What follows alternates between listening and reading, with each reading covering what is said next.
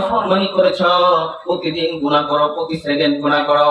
এই জন্য আল্লাহ পাক রব্বুল আলামিন ডাক দিয়ে বলেন, ও বান্দা, আমি কোনোদিন তোমাকে ত্যায্য করি নাই। আমি আল্লাহ আমার বান্দার খাতার থেকে তোমাকে বাদ দেই নাই। আমি আল্লাহ তাকায় আছি, বান্দা তুমি কখন আমি আল্লাহর দিকে ফিরে আসবে?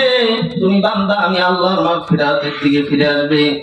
এই বাচ্চা, আল্লাহ পাক রব্বুল আলামিন ডাক দিয়ে বলেন, ওয়াল্লাহু ইয়াদউ ইলা দারিস সালাম। ও বান্দা, তুমি গুনাহ থেকে অগ্রসর হচ্ছ, আমি আল্লাহ তোমাকে জানাই দিলাম, ও বান্দা তুমি গুনাহ থেকে তুমি ফিরে আসো।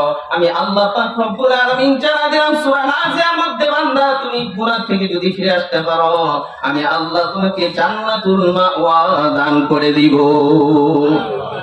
অন্য আয়াতের মধ্যে আল্লাহ বলেন, ওয়ালিমান খাফা মাকামা রাব্বিহি জান্নাতান।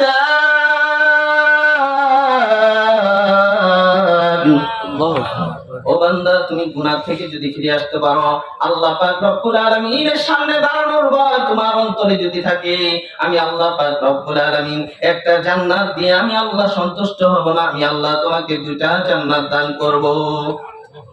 আল্লাহ পাক রব্বুল আলামিন অন্য আয়াতের মধ্যে বলেন, ওয়াল্লাহু ইয়াদউ ইলাল মাগফিরাহ। ও বান্দা, তুমি অনেক গুনাহ করেছো, আমি আল্লাহর মাগফিরাতের দিকে আসো।